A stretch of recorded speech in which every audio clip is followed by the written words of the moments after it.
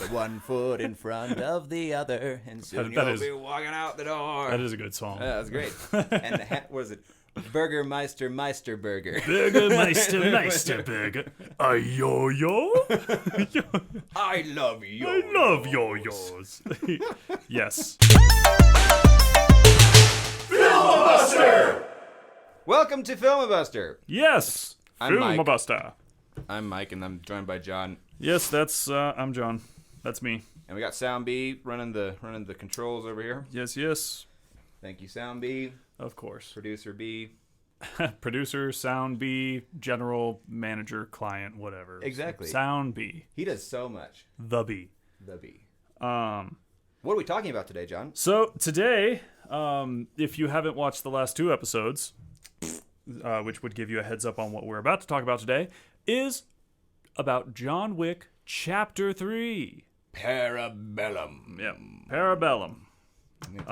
Which I did think it was slightly odd that they gave this one a little, quote-unquote slogan title, Yeah, it's like you had John Wick, then you had John Wick Chapter 2. Chapter 2. Not just 2. Then you had John Wick Chapter 3. Parabellum. Parabellum. Do you know if 4 has a name yet or anything? Or just 4? Not that I've seen. They just keep calling it John Wick 4. Okay. Maybe they thought that was a stupid idea. But, yeah. But to get into a quick fun fact about why it's Parabellum or please. Parabellum, I'm pretty sure Parabellum. It's pronounced. I know. I kept saying Parabellum, but I believe it is Parabellum. I think it's Parabellum, but Parabellum is better. Again, I could look this up right now, but I'd just rather leave someone frustrated. So apparently, it comes from a Latin phrase, "Si vis pacem parabellum," and that means if you want peace, then prepare for war. And the prepare for war is the Parabellum. Oh, prepare for war. Yep. That makes sense. Which, if you watch the movie, it comes full circle. It makes sense. So, long story short, if you haven't seen the movie yet, we're going to spoil the shit out of it. Right now. Starting now. John Wick's dead. He dies. Yeah, he dies. The dog kills him. The dog kills him. Yes, the unnamed dog kills him. 30 minutes in. So, goodbye, everyone. Rotten Tomato gave this movie a rating. No. Yeah, exactly. So, yeah, that's just a cool little tidbit about why Parabellum is in there. But, again, I think it's a little strange that it's like, hey, let's start adding more to the title. Yeah. I don't get it. I don't know. Whatever. It makes me... I'm going to go into a little tirade eventually, and this will add to it, but...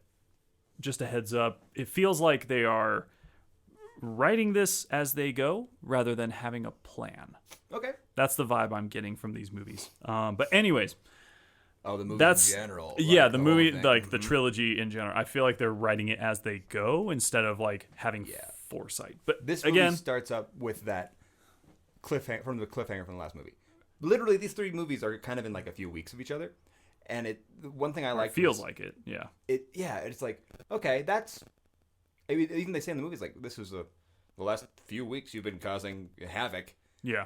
I'm like, oh, I guess it's only been a few weeks. Right. That's crazy. But to get to a little more facts, or I guess just straightforward Wikipedia facts of this movie.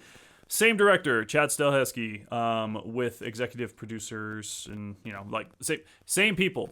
Same people. Tyler Bates doing the music, along with Joel J. Richard, Derek Kolstad as the writer, and all that. Obviously, the John Wick is still Keanu Reeves. Keanu. God bless his soul. God bless Keanu. So the movie was released in 2019. 19. Yes, 2019. I was actually going to look that up. I was like, when was this fucking movie released? I remember it being out forever. Yeah, I actually thought it came out last year. Huh. 2020. Really? Yeah, I thought it came out in 2020. Turns out, no. Came out in 2019. Huh. Which I guess 2019 feels like it was last year. Yeah, I don't remember 2020. What happened again?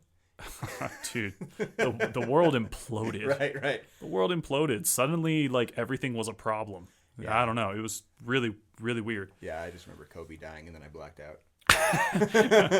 Kobe died and then shit hit the fan. Yeah.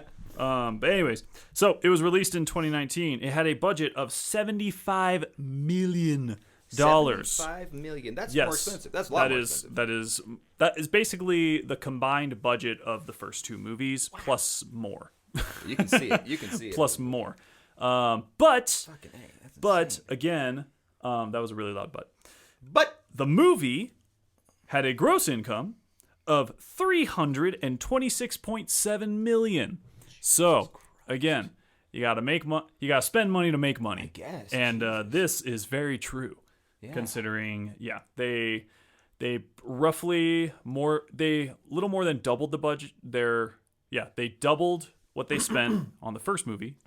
They like times six on the second movie, and then this movie, 75 into 326.7.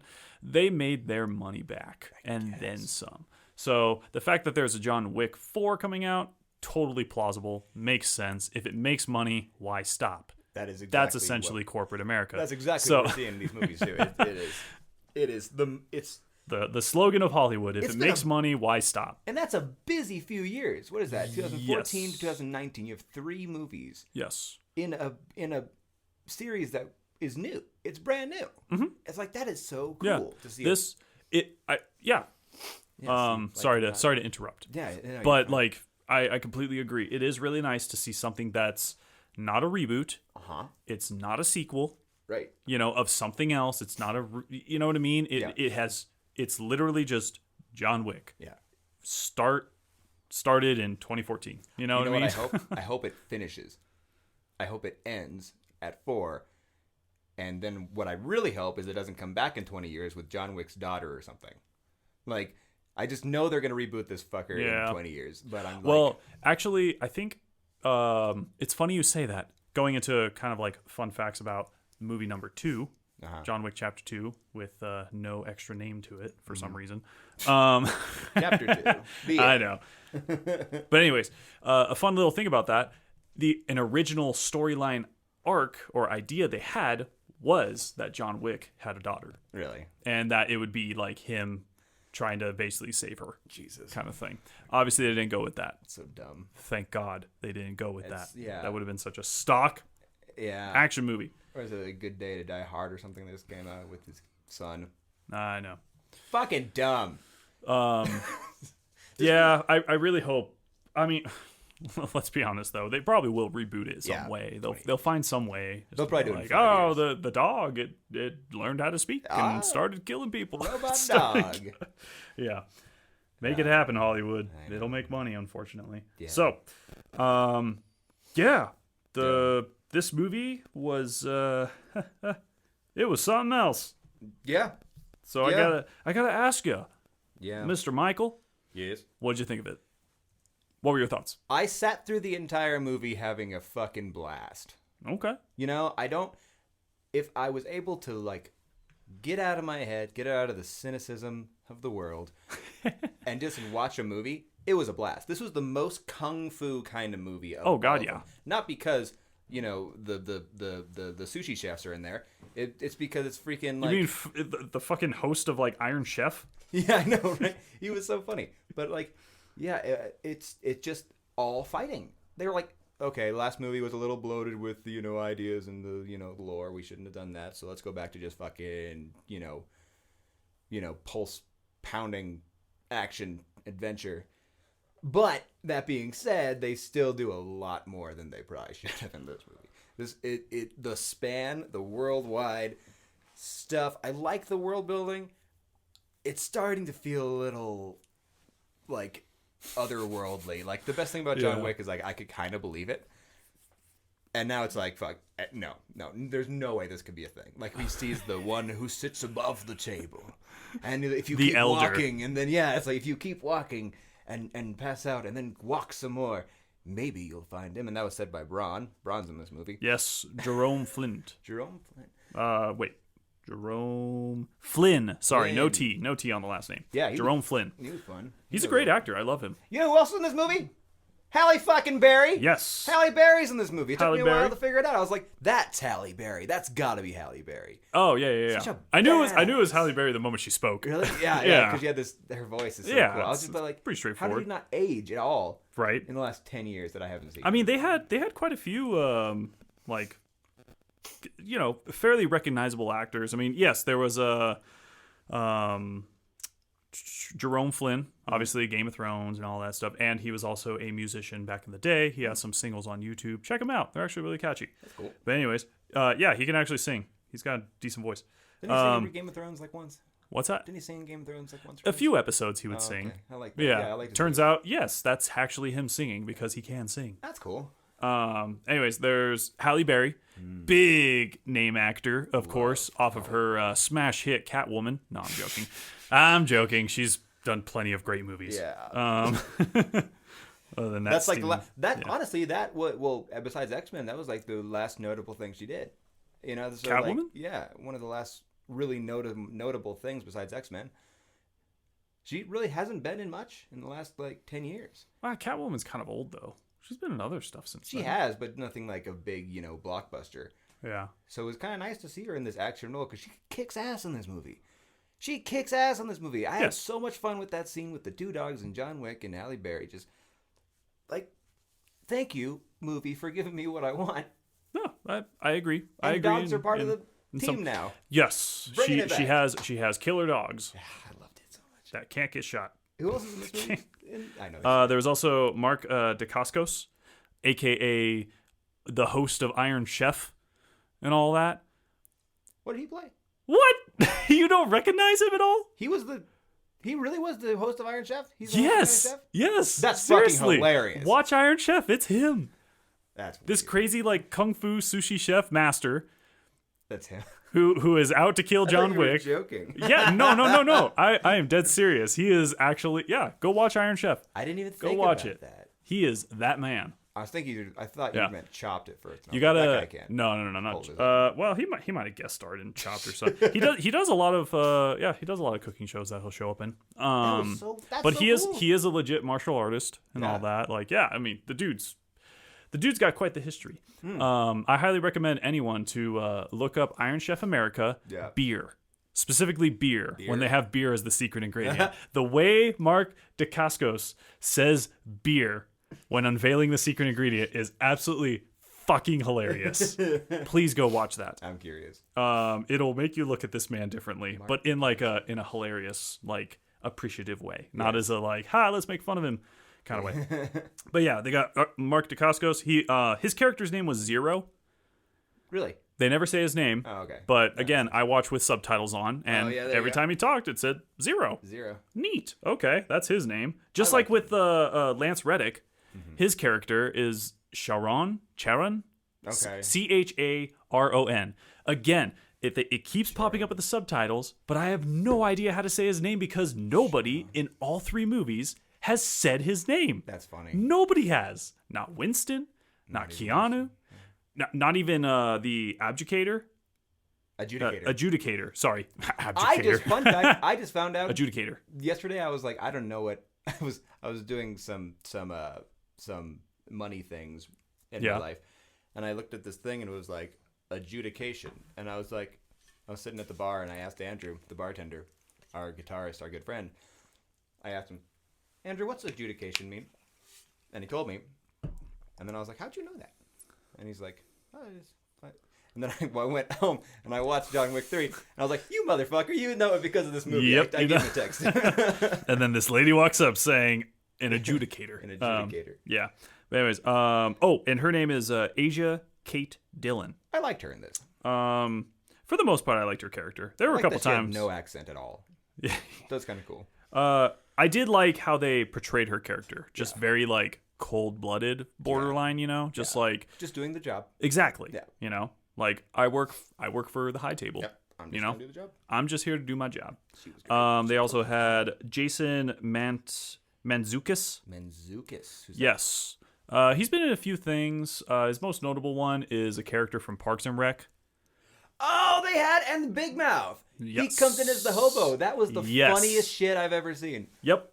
I was like, No, wait. That's what is this? Jay at Big Mouth. I honestly, it's been a while since I've watched Parks and Rec, but I remember his character, but I don't remember his character's like name he does like cologne and stuff. Yeah, and put all that in this. the comments or whatever we have because I'm really curious what his name is now.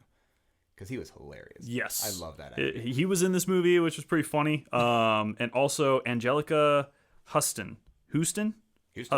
Not Houston. And she's the going into like John Wick's backstory of where he came from and all why he has the tattoos. Like she was the lady who grant him passage.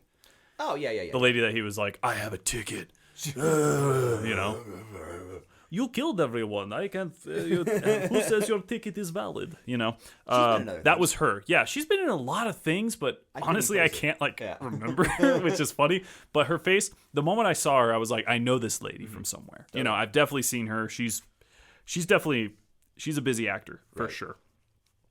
Yeah, she's a lot of fun. Yep. Of course, we have Randall Duck Kim, the Doctor, makes his return from the first movie, aka the key maker. He was so cool in this movie. I loved his little role. That was from The Matrix. But right. yeah, it was cool to see him again. Makes sense. Yeah, it does. To a degree. I don't know. I had some like questions about that, but whatever. We'll get to that later. Of course, you know, like I said, Keanu Reeves back in it again. Lance Reddick back in it again. Ian McShane back at it again. Probably had more scenes in this than the last two. Yes, this movie was way more centered around, not centered around Ian McShane's character, Winston, but he was definitely more involved for obvious reasons because of what happens to the Continental and yada, yada, yada. Yada, yada. And Lawrence Fishburne. Yeah. He, of course, the Bowery King himself, of course, is going to be in this movie again. And as stated as the last episode, the dude's got charisma. Out the wazoo. Exactly. The man just soaks up the camera. All right? He loves it. He really does. He's clearly enjoying himself. Big cast. Yes. A big cast, but I mean, to be honest, when the budget gets bigger and the movies, you know, you're making more sequels and you got returning cast members, of course, it's just going to get bigger and bigger. Naturally, it just gets bigger and bigger when you're making a trilogy series. Right. You know, when you're making a trilogy series, when you're making a series of movies. Yeah. So overall, you like the movie? You know, or like so. Thumbs up, thumbs down. I'm not asking for your rating at the moment, but like I'm gonna talk about you kind of gave two different opinions on how you like it. So basically, if I watched John Wick 1 and then I watched this, I would hate this movie. The second movie it's my least favorite of the bunch at this point. And the second movie is the only way to get here. You know, the only way we can believe that what is happening in this movie is from the second movie, which is really nice. It was a nice little stair step, wean me into the absolute bonkerness of this movie. This movie's bonkers. Yeah. In every single way. That's like, it's so unbelievable. It's like, it's almost like a fantasy now. It's really interesting because it's like, so I liked it. I enjoyed watching it. Do I like it as a John Wick movie? Nah. You know? The Knights who say nyeh. Not knee, but nyeh. Yeah. Anyways. Yeah, that's how I feel, dude. I love how bonkers this movie gets, and I love the fight scenes. And this movie doesn't fucking stop, barely. It's great. It overstays its welcome, I'll tell you that. I sat there at 2 hours like, is this still going? Yeah. Yeah. This movie goes. This is the longest one, for sure. This is the longest one, clocking it at 131 minutes. Is that what it is? Yeah. Jesus. Whereas John Wick 2, I think, was just over 2 hours. Just over 2. This is like extra 20 minutes, right? It was just... Well, extra 10-ish. Extra 10-ish. Yeah. Yeah, it was like... So, definitely longer. Not like super longer, but... You could feel it, though, you could definitely feel that this movie is longer. Yes. Yeah, it just... Like, towards the end, it's like... Yeah. When the high table sends in, like, those, you know, high-tech suited-up guards and stuff, I actually thought that was going to be, like, the cliffhanger ending. Yeah.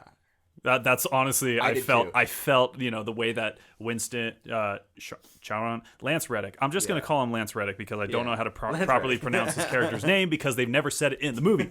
Anyways, like Lance Reddick, John Wick, and Winston when they're like getting ready to go to quote unquote war, Yeah. and all that. I thought that was going to be the cliffhanger. I did too. The music, And then the movie just kept going. Yeah. So it's like, oh damn, okay, cool. I kind of liked that it was there. I was like, okay, now I don't have to wait. But it's like also like you could have made that the cliffhanger, and it could have started the next movie pretty intensely. I agree. Yeah. Which is one way I would have made the movie better, but again, We'll get there. that's for later in this episode. Yeah, dude, I liked it.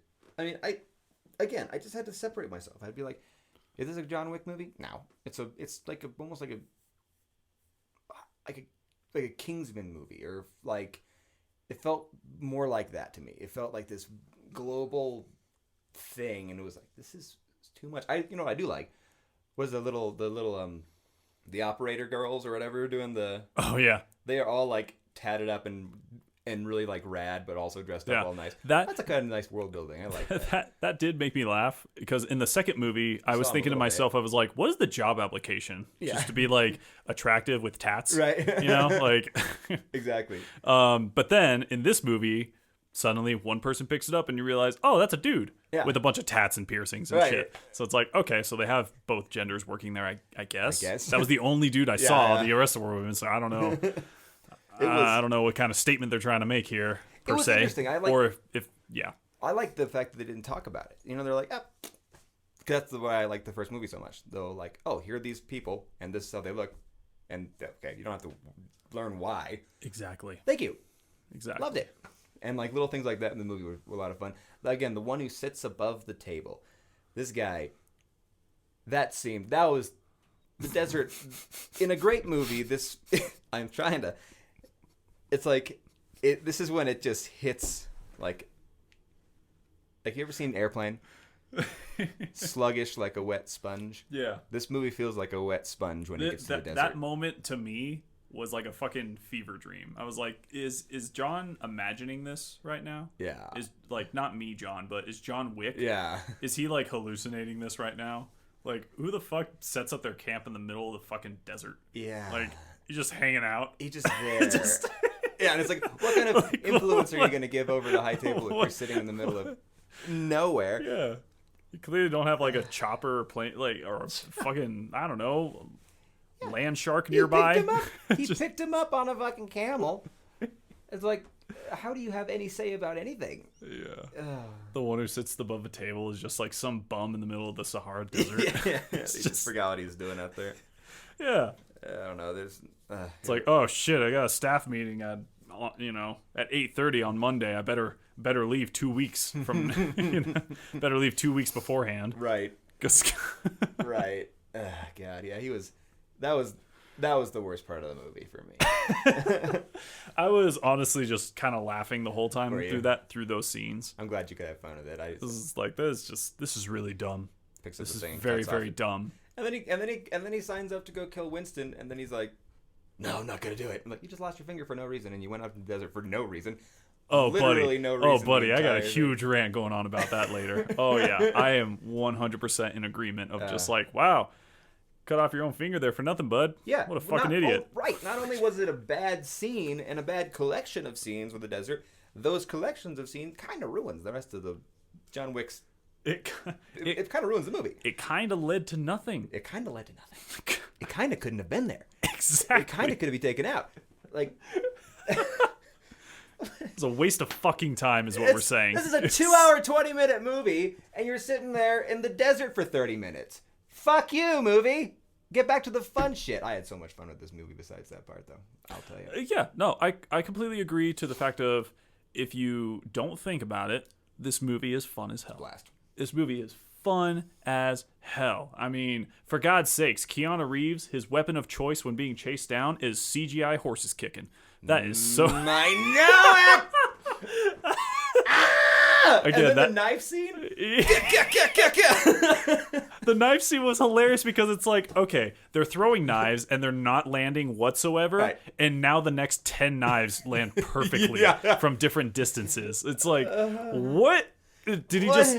What? Okay, if you're gonna throw a knife, obviously your intent is to stab or kill the guy, you know. Why are you throwing them and not hitting them? We're like, what? Did you just like was your ability on cooldown or something like that? What is going on here? He's back into rage mode, and then I know.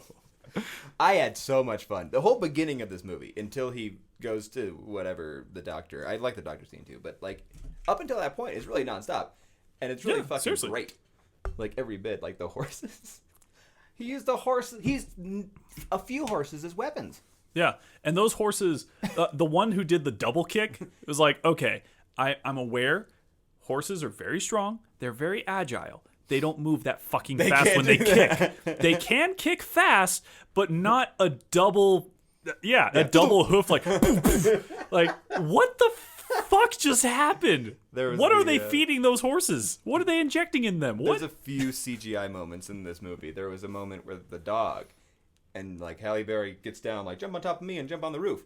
And yeah. You see that? And he was like, Again, I laughed at that too. I couldn't hold it in. I was like, did that dog just like literally just fly up there? And like, no. And I had to like go back and watch it again. That was the weirdest scene ever. Yeah. CGI in this movie is not amazing, but the horses were amazing, so I'll give it a pass. It was so dumb. I like how that one horse, like John Wick pushes the horse to like move it, and it barely nudges the guy, and the guy goes flying back. I know. Like, dude, the horse didn't hit you that hard. I can understand if it like throws you off balance and you trip. I know. But it straight up like he flew. Yeah, 2 feet off the ground, flying in a direction. Like, what is happening here, guys? Yeah. What is going on? Yeah. See, this is the best example of literally turning your brain off and watching it. Yeah. That's why this movie's fun. Yeah. This is a movie you can't think.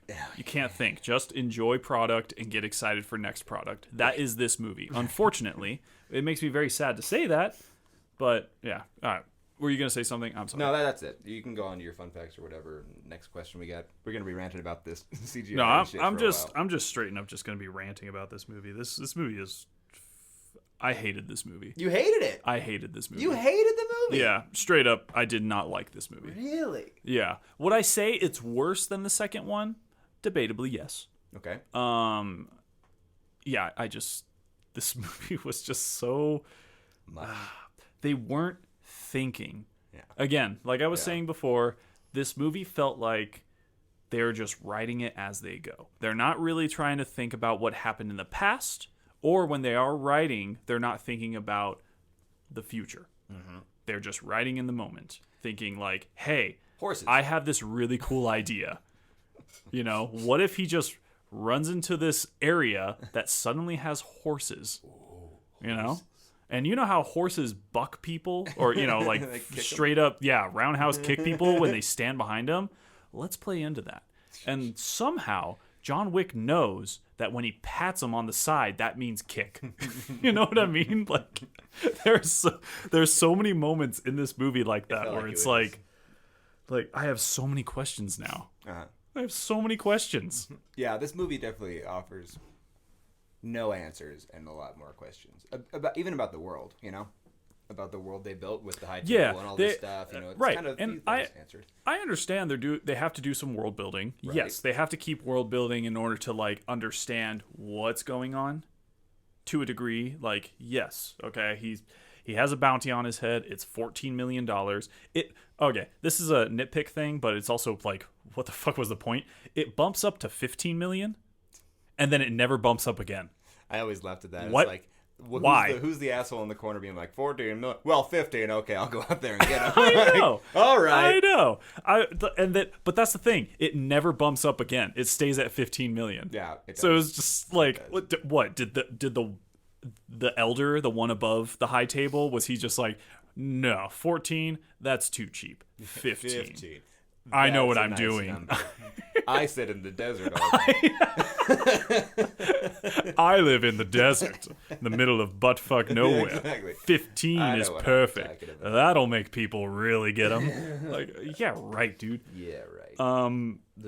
That was like a nitpick thing that made me laugh. So obviously they have to explain who is exactly coming after him, yada, like world building and all that stuff. Okay, yes, that makes sense. But again, when you do too much world building, or you don't really thoroughly like put things together or think about how things are going to go together, it makes the previous movies look dumb. Yeah. There are things that make it look dumb. For example, I'll give you 2 examples real quick.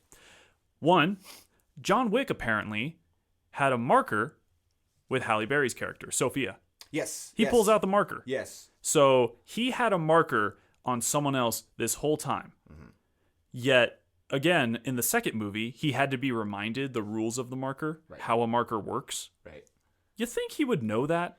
You think he would have to know how a marker works if he himself has one on someone else? Yeah. Again, you make people look dumb when you just add shit like that. Mm-hmm. Here's another one, real quick. So in the end of the second movie, Winston tells him, I'll give you an hour. That's all I can give you. That's all I can give you. So to me, that says that he pled for John's case. Mm-hmm. You know, he talked to the high table or whoever, you know, is above him. Exactly. And they said, fine, we understand you really like John, or we understand that, you know, John has done a lot for this organization. We'll give him 1 hour. Mm-hmm. All right. We will allow you to excommunicado him. Wow. I just had a stroke. To excommunicado him in 1 hour. You know what I mean? Yeah. Like, it makes sense. He says, that's all I can give you. Clearly, that means that he was given permission to give that. Yeah. And then in this movie, it's like, you gave him an hour. How dare you do that? There will be consequences. It's like, yeah, it feels like I get it. Like, I think it was like I can give you an hour.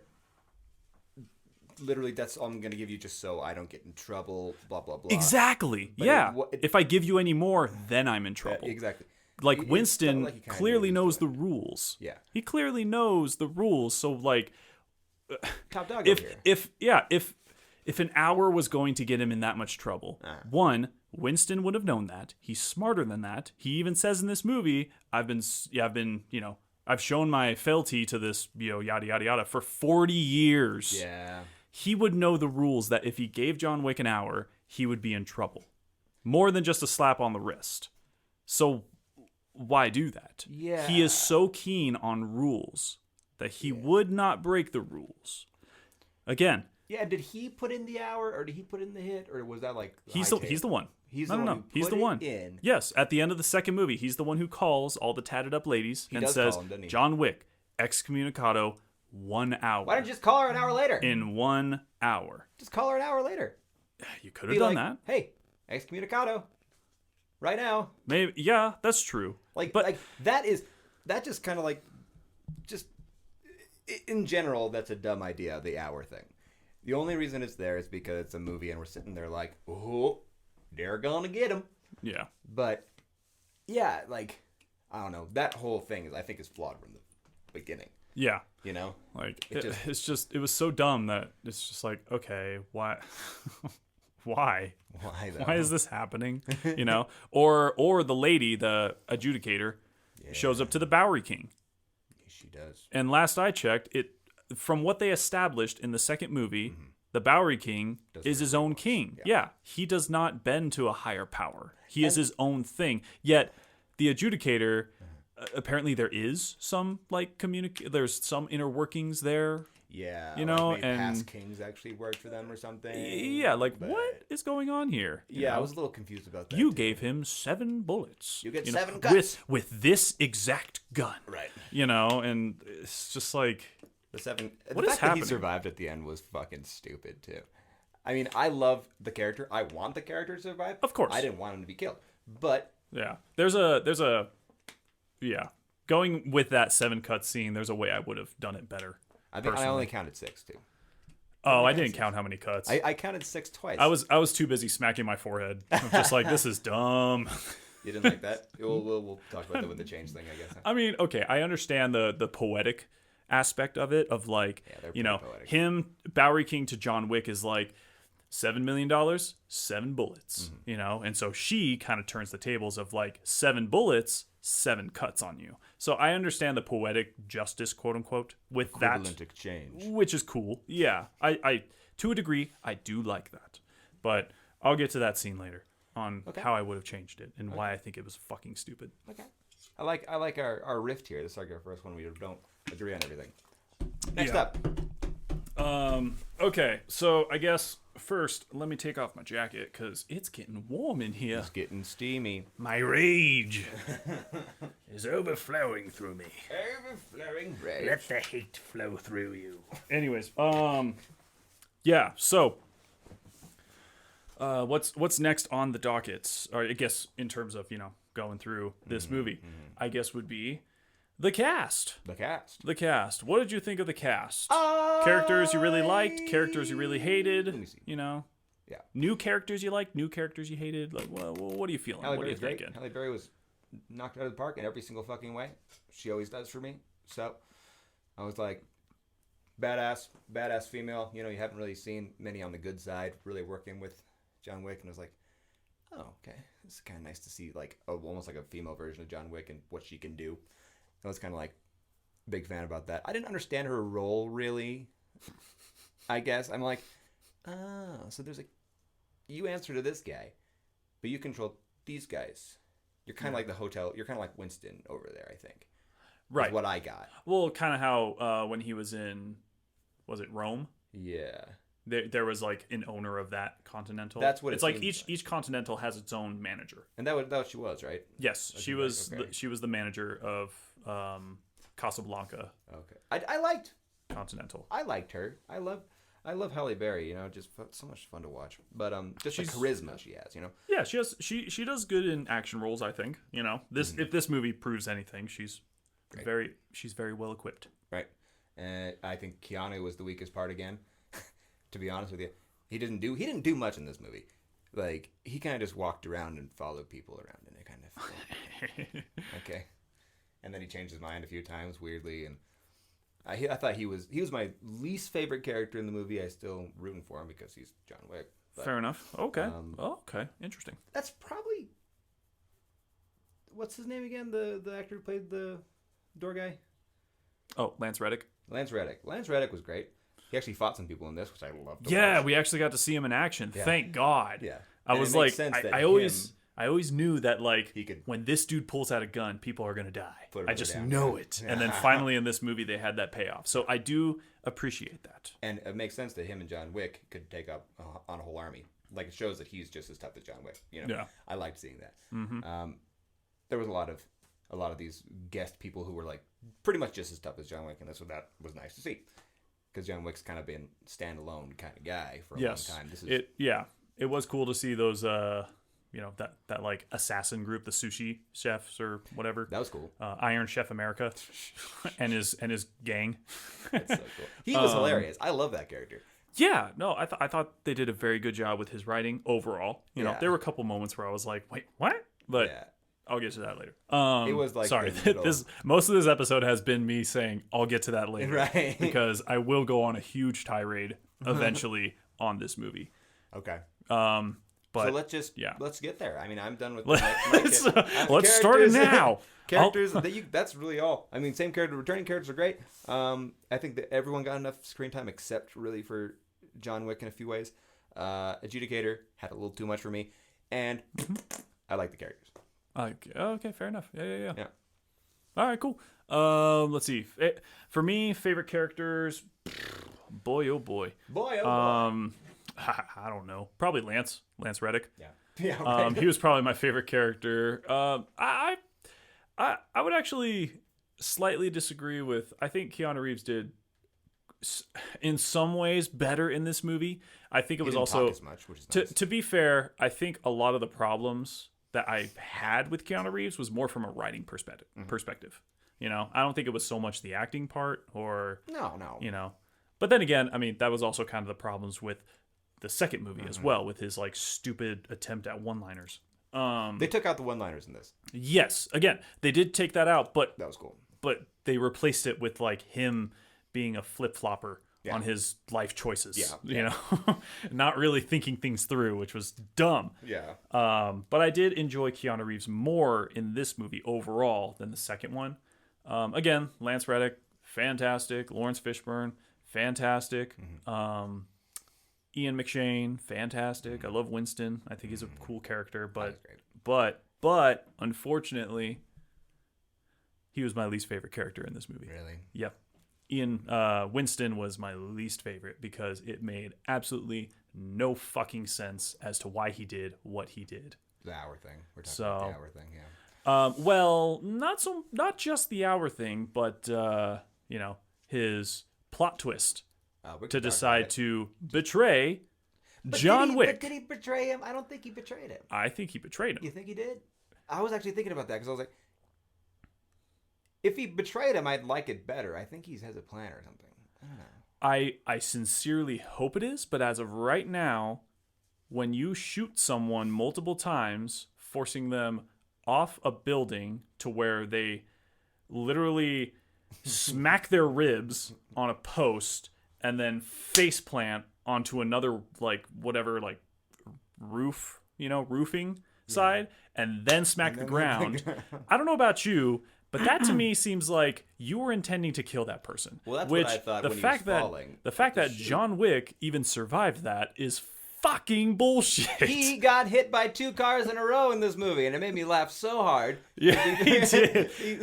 It was almost like a nod to the last movie just like, oh yeah, remember how he got hit by 2 cars? Well, now we're going to have him get hit by 2 cars, one right after the other, and still run away, only to use horses as his weapon of choice. Oh, God. It's fucking stupid. Again, first part of this movie, I loved it. But, yeah, back to the ending. Yeah, I get you.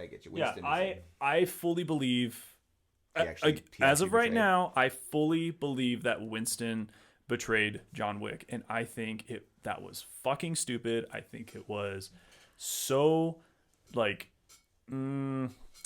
the right word? Not deserved. It was unjustified. No. If it actually it was unjustified.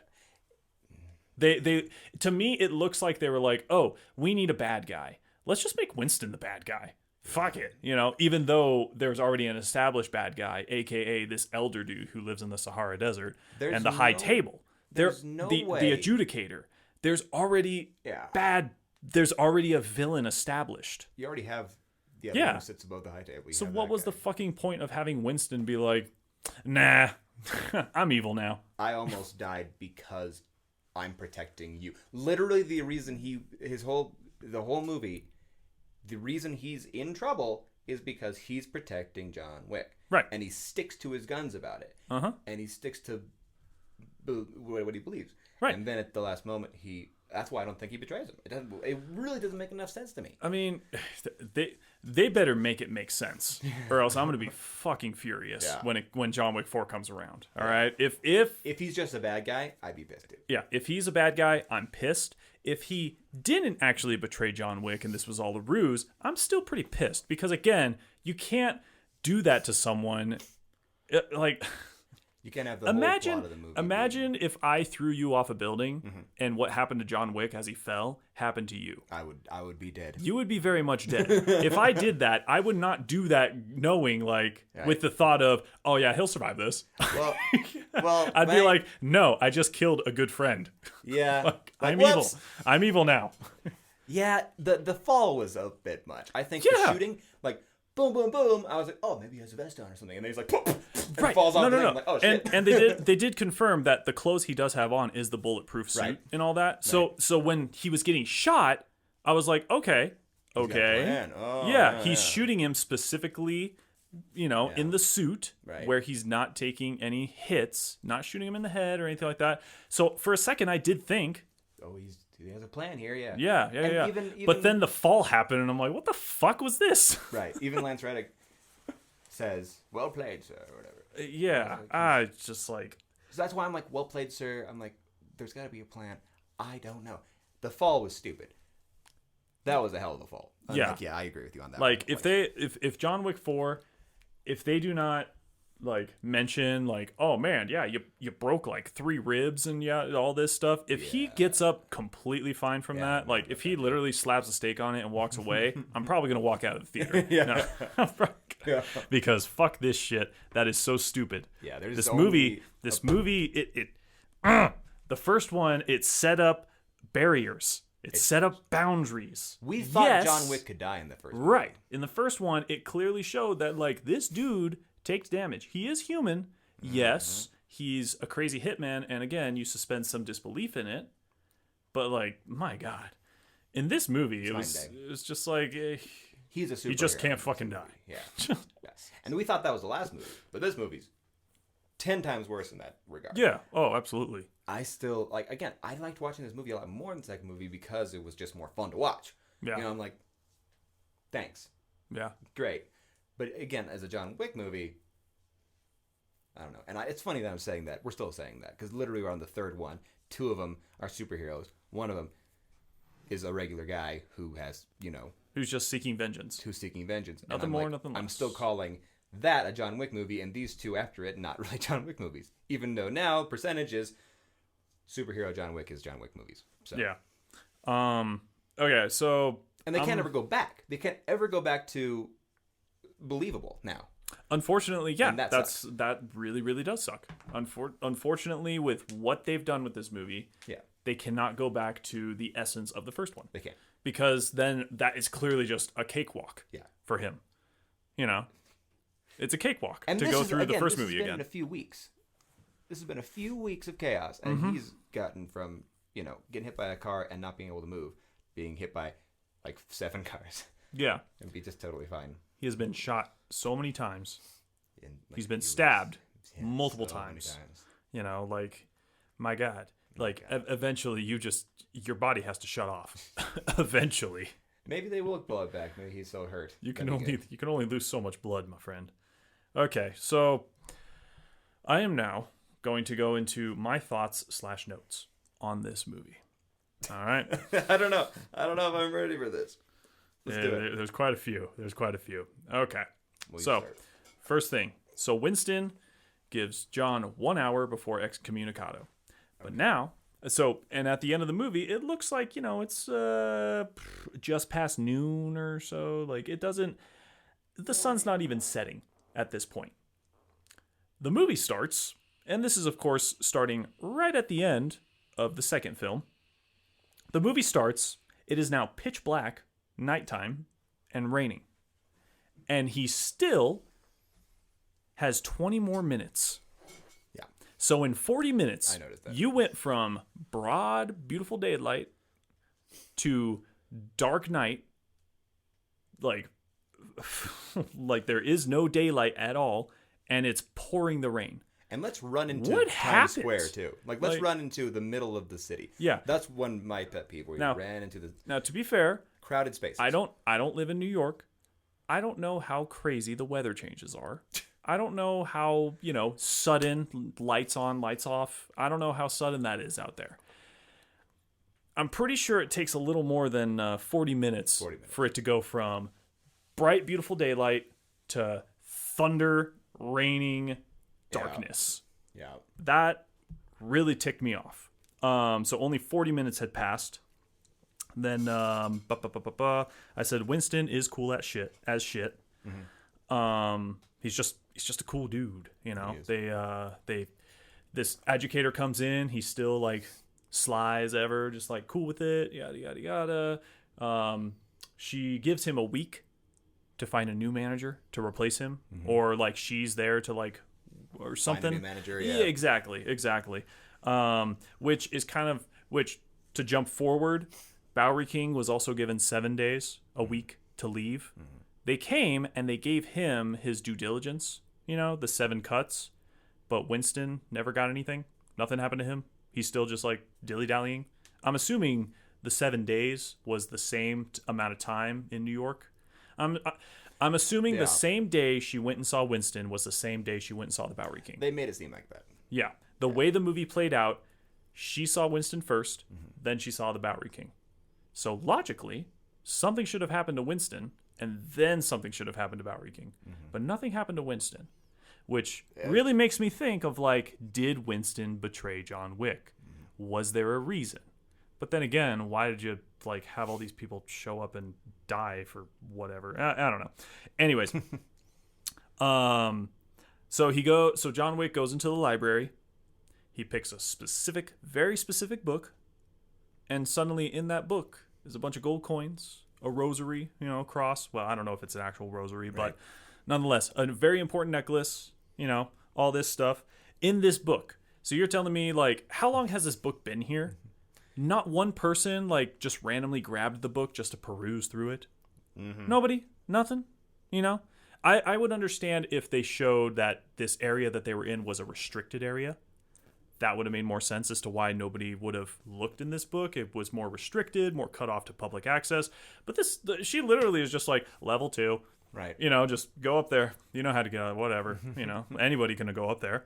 Nobody looked through that and was like, oh, hey, there's a bunch of pages missing. You know, like, what's this stuff? Right. Why? Who are these? Who's this couple? Which then quickly leads me into another thing. Why must they keep reminding us that he was once a lover? I know. Why do they have to keep reminding Helen?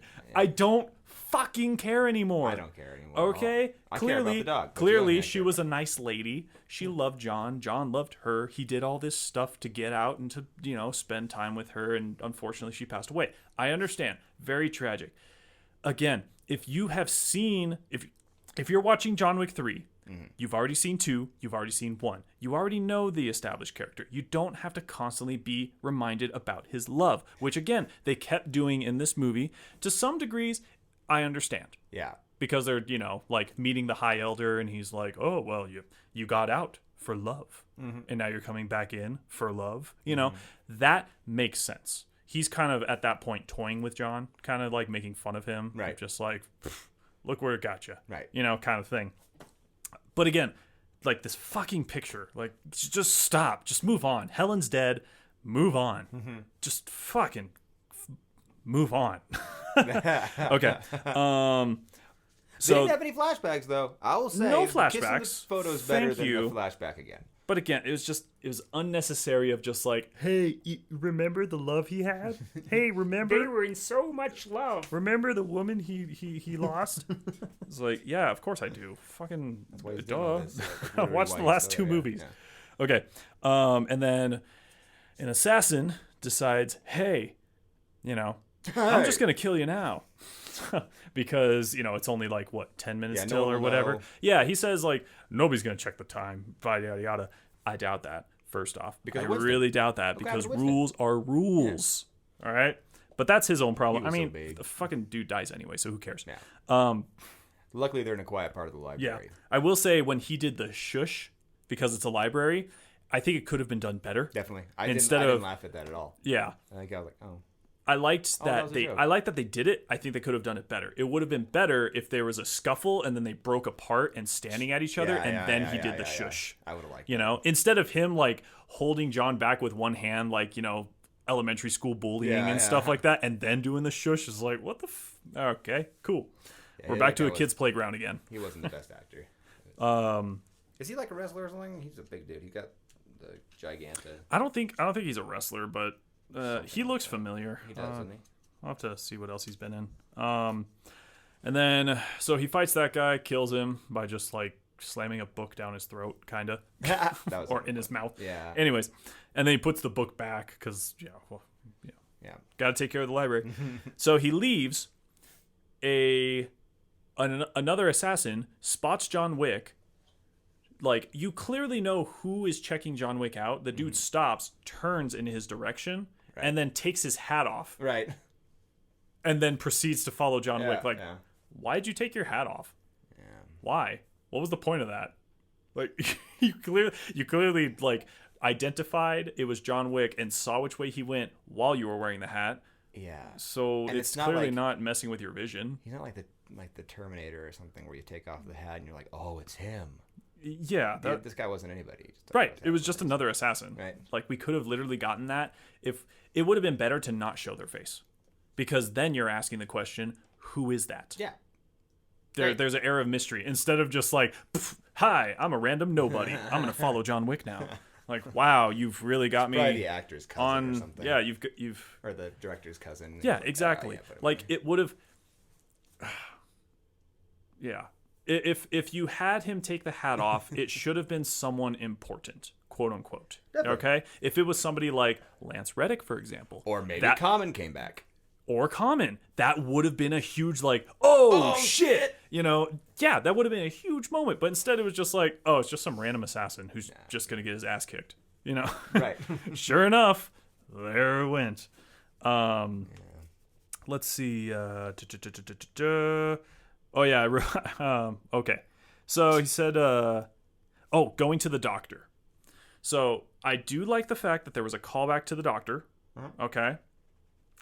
But at the same time, last I checked, the doctor is always in the Continental in the first movie. He said, "Is there a doctor in?" He said, 24 hours. Lance Reddick's character says 24 hours, meaning that the doctor must live there. The doctor must be in the Continental. Yet now John Wick knows that like this doctor just lives somewhere else in New York City, just knows exactly where he lives. What? Yeah. Who else is stationed there? You know, are these doctors trading shifts? I have questions on that. Again, nice callback to the character himself, and I do like the fact that he's doing the stitches, but of course he immediately stops right when it's 6 o'clock. Rules are rules. Yeah, rules are rules. Which again tells me that if it was 6 o'clock when the excommunicado started, you roll that back an hour, that's 5 o'clock. So from 5 o'clock to 6 o'clock, it goes from broad daylight to pitch black thunder, raining, and all that shit. I don't know if that's legit. Like 5:20. Again, I've never lived in New York, so if I'm wrong about this, fine. Yeah, I live in Colorado. In Colorado, yeah, there are times where it's like broad daylight in the morning and a fucking blizzard in the afternoon. Yeah. But again, that's from morning to afternoon. It's not really in an hour, okay? I literally think. You know, I watched the first little bit of this movie, and what's that new movie or new game that came out? Cyberpunk. Yeah. And with that has Keanu Reeves in it. Yeah. And literally, this movie, John Silver or something. The color of this, I can't remember. The color of this movie, the neon. Oh yeah. It's so funny that this is basically a trailer for that game, and really? At least in the first little bit, I really think they had some kind of communication because the color palette is so similar. I guess I could see that. Yeah, with the way they did the lighting and the the neon light, especially in the first little credits or whatever in the beginning. Okay, they have I could see that. And they might have the game developers might have been like, "Oh, hey, can you actually just kind of swap the color a little bit in the beginning just to kind of, bring them together a little bit?" That might have happened, but I was thinking if anybody knows if that's the case, let me know because I'm curious. Because it looks like an ad for it. Yeah. For a little bit. I don't know. I never really got into like the hype train for that game. Me Not neither. saying that like I hope it's bad and yada yada. I haven't played it, obviously. But yeah, I don't know. It does make sense when you say it of just like, yeah, I could see the slight hype leading towards it, or too, I think. It was supposed to come out in 2019. Oh yeah, that game was pushed back so much. It was pushed back so many times, and then eventually it was released because people were threatening them, and then because it was released too early, there were a lot of problems. And like, dude, CD Projekt Red oh man, it sucks to be them right now. I bet it really sucks to be them. They've gone through a lot of shit. Maybe we'll do a review of a video game on this. Oh, a video game? That'd be kind of fun. Cool, I'm down. I'd like to do that. I'm very bad at video games, so. But anyways, back to my growing hatred. It's rising. It's bubbling. It's rising. Okay, so he goes to the doctor. I did like the fact that, yes, the doctor even says, he's like, rules are rules. I'm sorry. It's 6 o'clock. I can't help you anymore. You know? Like, if you want the stitch to be complete, you got to stitch yourself. You can do it yourself. Yeah, which he does. And John even acknowledges, rules are rules. I get it. Rules. I thank you for the 5 minutes of help you've given me. Right. And then the doctor immediately goes back on that by telling John where the medicine is.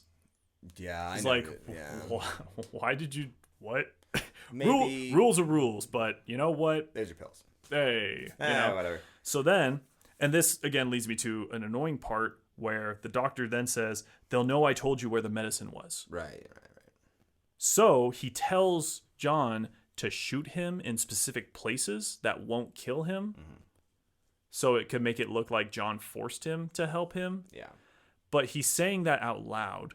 How else would they know that the doctor told John where the medicine was? Because he said it out loud. Now he's saying, shoot me here and here out loud. Won't they hear that too? I don't know if this doctor's fucked. Heard thing. It's just like what medication to take, right? He's the only one who knows which one.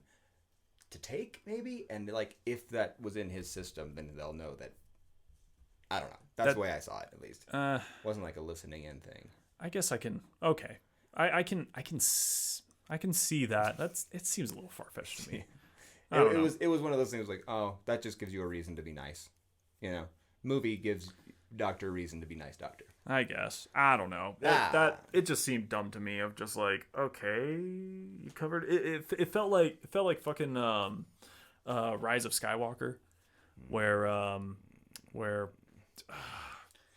what's his name? Redhead dumbass who's turns out he's the Imperial spy. Yeah. It's just like, okay, you betrayed your own guys literally in an area that has a bunch of security cameras. How do you think they figured that one out so fast? Dumbass. Fucking idiot. Okay. Yes. We'll talk about that another day. I know. Then I wrote, thank God these guys take forever to chase John, because there's like a huge group of guys that are chasing John. Mm-hmm. And then he just like runs through this hallway of chandeliers and then runs up a couple flight of stairs, goes into the room, able to like modify a revolver to get one bullet in, and yada yada yada. And only then are the guys now starting to like catch up to him. Right. Like, whoa, hold on now.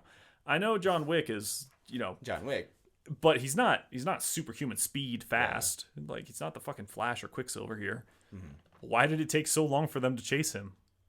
Like, they weren't that far away when they started chasing him. No, they were like a good 15 feet. Mm-hmm. You're not going to lose track of where he went in 15 feet. There was one scene I liked in that, though. I agree with you completely. And I don't know why I like this scene either, but he runs in and he bumps the chandelier. Yeah. And then everyone else runs in and dodges it.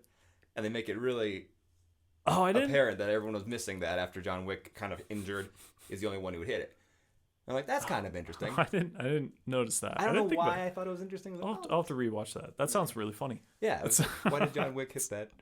Yeah. And everyone else makes it a point to go around it. I was like, that's kind of funny. I'll have to rewatch that scene then. Yeah. Also, I need to rewatch when the adjudicator. I keep wanting to say that name wrong. Adjective. Yeah. Adjudicator. When she pulls out the gun to the Bowery King saying, you gave him 7 rounds in this gun. I was like looking at it like, I have a feeling that's not the same gun. Really? Something tells me that's a different gun. I thought this gun that the Bowery King gave him was like gray and silver. Yeah, it might have just been the color palette of the outside compared to the inside. It could have been, or the lighting might have changed it the way it looked. But when I saw the gun, I was like, my initial gut reaction was, that's not the same gun. That wasn't the same gun, was it? I don't think it was the same gun. You should watch that scene again. Whatever. Let me know. I'm curious. As we talked about before, knife throwing is consistent. I guess his ult was on cooldown before he can, suddenly be an ace knife thrower. I cracked up. There was just a moment where they're just literally like hucking knives at each other, like, please stick, please, just one of these, just do your job. And then suddenly he's like, oh yeah, I'm John Wick. Getting headshots on people and shit. And then, I also wrote, weapon of choice, CGI horse. Because, wow, that was dumb. Best scene in the movie, if you ask me. I then wrote, why are people so stupid? Pull out your gun and shoot the man. Because when they hit him with the cars, they literally just sat in their cars for a good, There is that. Yes, there is that, but there's also he gets away on horseback, and the 2 guys on motorcycle start, riding up towards him. The first guy on the motorcycle literally rides up next to him and is just casually riding up next to him, looking at him like, hey, John, how's it going? And then doesn't make any moves, doesn't pull out a knife, doesn't pull out a gun, nothing, just staring at him like, now's when you're supposed to hit me. Yeah. And then sure enough, hits him. And then the other dude decides to do the same thing. Right. Like, I understand he's wearing a bulletproof suit. Mm-hmm. He ain't got nothing on his head. Yeah. Go for the head. Fuck it. Go for the head. What's the worst that happens? You miss? Oh, well. Just it's fine. He takes his gun and shoots him, doesn't he? I think so. Yeah, he steals his gun and shoots the guy on the motorcycle. Yeah. So it's like, wow, man, people are incompetent. There's a lot of those scenes in this movie. I went on a little tirade about the marker thing. I already talked about it in this episode, but John had a marker on Halle Berry's character, Sophia. So, again, it made the second movie look that much more dumb. of John's lack of knowledge on how a marker works. Yeah. And yada yada yada. That's a damn shame.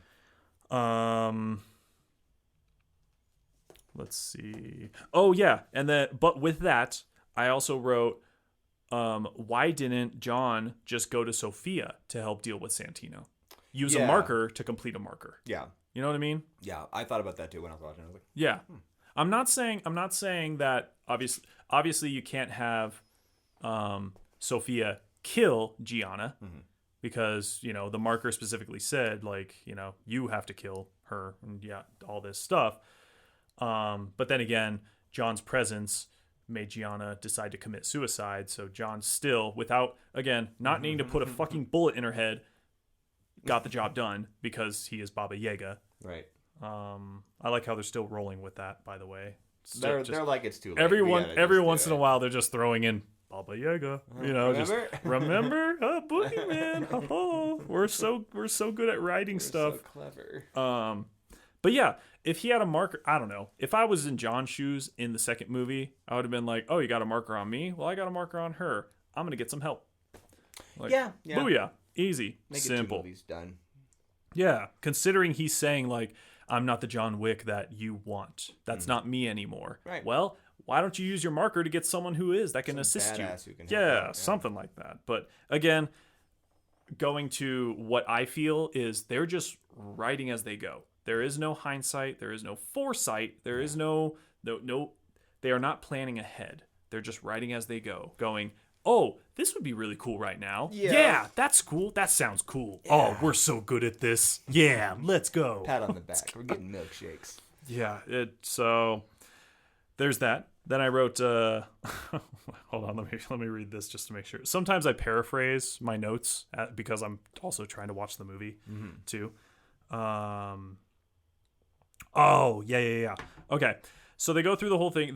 They see Jerome Flynn, his character, which I can't remember his character's name. Me neither.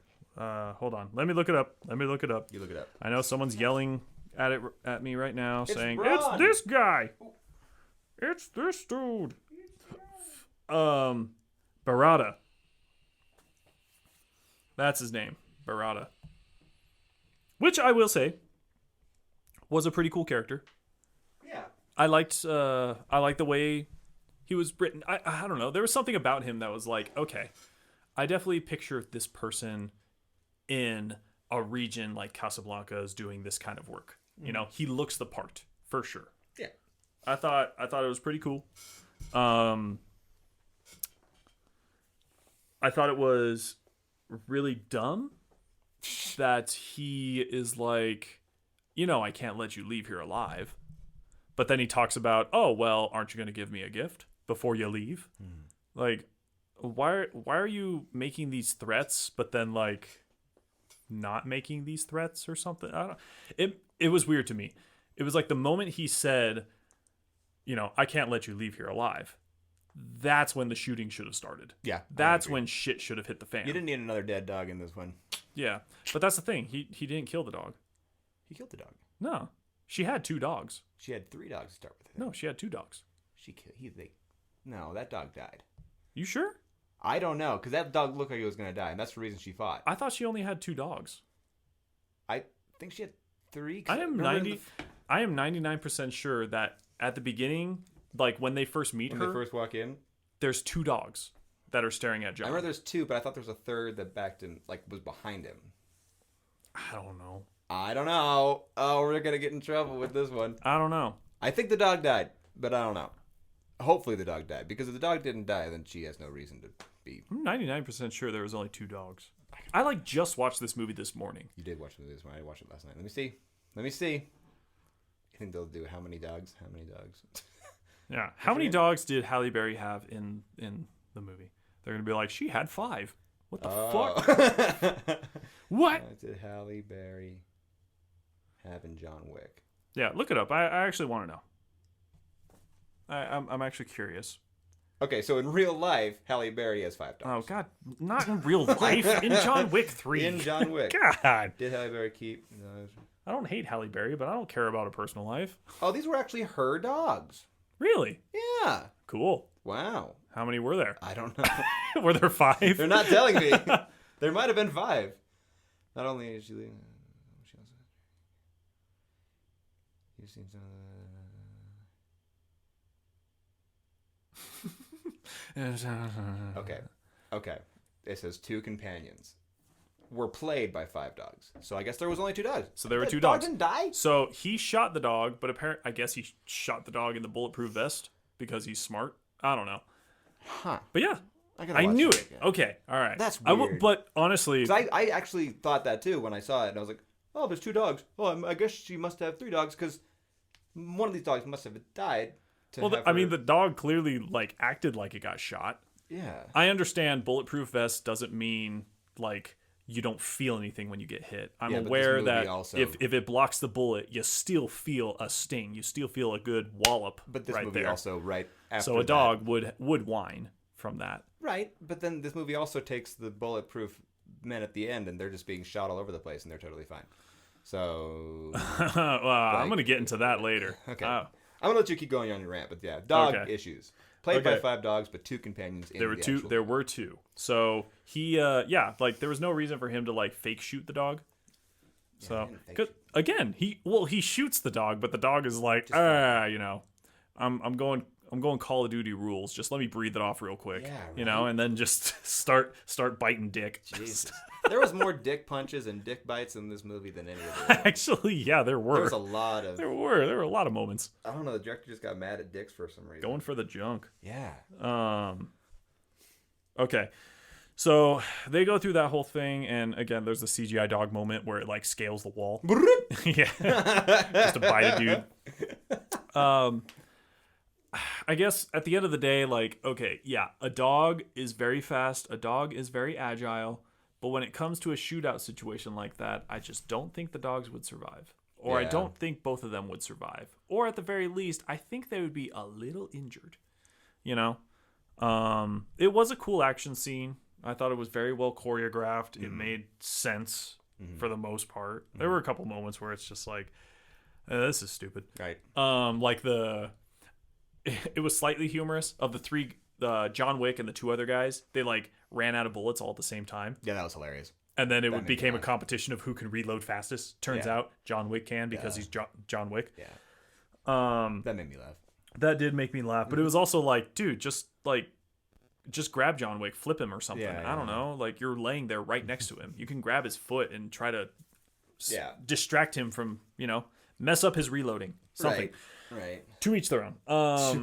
So the thing that I wrote was so fucking dumb. Let me just stand here and let this woman insult me. The marker is done. Leave, or better yet, she should have just shot him. So With the water bottle? yeah, the whole water bottle thing. I thought it was so cute. She's so cute when she swishes. So she was in. So they get to the desert. Thank God that the Jeep they took, or whatever vehicle, Bronco, I don't know. Yeah. Whatever vehicle they took had water bottles in the back. Mm-hmm. Thank God. Whoa, what luck. Woof. Woof. Lucky. They get to the desert. He completes the marker. She goes on a huge tirade. Before she helps him, she goes on a huge tirade of how she's going to get in trouble just for being here, just for being around John Wick. Right. And now she's not going to take the opportunity, now that the marker is complete, to just shoot the dude in the fucking face. Yeah. Just kill him. You've got your 2 deadly dogs with you. Yeah, you'll be Sick fine. him on him. Yeah. Just kill him. Do you know how happy the high table and the elder would be if you brought in John Wick's body? 1, you'd get 15 million smackaroonies. And 2, they would probably forgive you of helping the assistance of Barada. Or maybe they would just say, you don't get the 15 million, but we'll forgive you of all this shit that just happened. Seems to be a way around that. Halle Berry, you're fucking stupid. Was she Or was she Sophia. connected to his wife at all? No. It felt like who were they talking about when they first met? They're talking about like a her or something like that. Oh. Well, maybe they were just bringing up John's past. Just John's past, because she couldn't have been connected. I was like... Maybe. I don't remember. Yeah, I don't know. I was like... Is that... Oh, no. It was going along like she helped him because of the marker, and she's just kind of bringing up of just like, well, was she worth it or whatever. Is that what it is? Kind of... I think. I'd have to rewatch the scene again, to be honest. Yeah, because it confused me when I was watching it. I was like, that's kind of weird. But again, it's just like, okay, so two things were really stupid. Either Sophia should have just killed John Wick right then and there. The marker was complete. She has no ties to him anymore. She knows that she's in trouble. Why let him leave? Yeah. Why let him go? Yeah. What's the point? What is the point? So What he is can walk in the desert she has everything to lose now. Stupid. Very stupid decision. And on top of that, John Wick is a character to where when he completes something, he pieces out. He's done. When he shot Santino, he literally shot Santino, said, finished it, walked out. Yeah. No room for conversation, nothing. But no, I'm just going to let this woman stand there and swish this, last bit of water in my face. Like, what was the point? Like, John, you're such a puss. Yeah. It was. If I was in his shoes, I would have, done the blood, fingerprint, whatever. Yeah. Given her the marker and immediately just walked away. Immediately just walked away. Too, yeah. That would have been better, Or as they kind of like hinted in the first movie, along with this movie, he should have just said, "Be seeing you," and then leave. Peace. That would have been way better. But no, we have to make Halle Berry look more of a douchebag or something. I don't know. It was stupid. I don't even care if it was Halle Berry. It could have been a fucking dog doing it. Yeah. I would have been like, what's the point of this? This is a waste of time. It was a waste of time. Okay, so then we get into the whole aspect of the elder, the high table, the one who sits above the high table in his booster seat, I guess. No booster seat. Apparently he likes to live in the Sahara Desert. By himself. Good for him. Guards. Yeah, with a few old dudes. He's just kind of hanging out. Literally insane. Good for him. So John Wick is left with the decision. Either A, he dies right here, right now. Or B, he cuts off his finger to offer the wedding ring as a way of like, the guy even says, he says, cast aside his weakness, aka your weakness. Right. So it's like you're letting go of the love then in order to remember the love as you spend the rest of your days being a puppet for this guy just killing and stuff. Like, why? Yeah, it was a little weird. Why? What is the point of this deal? John wants to stay alive so he can really remember the love of his life. Right. But he has to sacrifice his wedding ring, his wedding band. Yes. As a way of letting go of his... You see where I'm having this conundrum? Yeah. Where I'm having this problem of understanding why John decided to do that? Honestly, the way I would have made this better comes from this pivotal point. This pivotal moment. It would have been John is wandering the desert. Mm-hmm. He's not getting anywhere. Okay, obviously it's the fucking desert, and he's by himself with no water, no food, and a three-piece suit for 16 days. Call back to Holes. Not a callback, but shout out to Holes. We should watch Holes. Yeah, we should. I love that movie. Anyways, what they should have done is he should have passed out. He should have had a dream. His subconscious, whatever, his memories of Helen would speak to him. He would go through this whole scene with the elder, cutting his finger off and all that. But then he would wake up in the desert. He would wake up with Sophia, Halle Berry's character, pouring water on him. Yeah, come back. So she comes and gets him. And so that whole dream makes him realize, if I go to the elder, I'm fucked either way. Either A, I die right then and there, or B, I live the rest of my days being a pawn in his game. I don't want that either. I don't want that. So you know what? I should not go to him. Seeking him out was a bad idea. The reason why Halle Berry comes and brings him back is because Winston gives her a little ring ding on the cellular or whatever, and says, hey, I heard that you helped out John Wick. So did I. So did I. Seems like we're both in the same problem here. Let's see if we can help each other out. But I need you to grab John for me. Yeah. You know what I mean? and thus it leads into This ending. Winston. It would essentially lead to Winston, Bowery King, Sophia, John Wick, Lance Reddick. All right, those 5. Right? Yeah, they could take down an army. Those 5 teaming up with all their resources to go up against the High Table. That's the cliffhanger I would have had. That would have been such a better ending. But no, instead they have John Wick like make a deal with the devil, only to then go back on his deal with the devil because this movie is fucking stupid. Yeah, I don't know why that whole scene was there. I know we already talked about it, but Yeah. it was just one of those things. Was like, this movie could have been a lot better. And I'm normally not a fan of the dream sequence. Like, if that's ever offered up in a movie, I'm like, no, that's stupid. Yeah, But that would still be better. It would still be better. What you Yeah. just said would still be better. exactly. I mean, not to pat myself on the back, but seriously, that would have been better. It would have made more sense. Clearly, if you help out John Wick whatsoever, the adjudicator is going to come and is going to make your life very difficult. I think the, You know, the one so- who sits above the high table should have been like the body of the guy we saw, but the head of the puppy who died. And he had a voice of James Earl Jones. And I would have loved that. Dream sequence. Also, yeah, I would say that upon having like this vision, you know, Yeah. or whatever, dream, vision, however you want to call it. Not, yeah. Anyways, Yeah. I would have never. Don't show the elder's face. Don't show it. It didn't work. Don't show the face. Again, you create this mystery. Yeah. Now you're asking yourself, what does he look like? Yeah. You know, what, you know, like, you know what I mean? I Is it an agree. old person? Is it a young person? Is it all Yeah. these? You have more questions. Was that actually what the elder looks like? Or is it just what he believes that the elder looks like? You know, you have more questions on the mysteriousness, on the mystery of this character. He could have even like, But now it's like, oh, that's what he looks like. Okay. in a vision, he could have even like met him like in the sand. Right. Like not even with this tent or whatever he had. Right. Like he could just meet him in the sand. It's the same exact principle that they used with like Avatar: The Last Airbender. Exactly, which is really nice. You know, Fire Lord Ozai, Yeah. he was always a shadowy figure surrounded by fire. Yeah.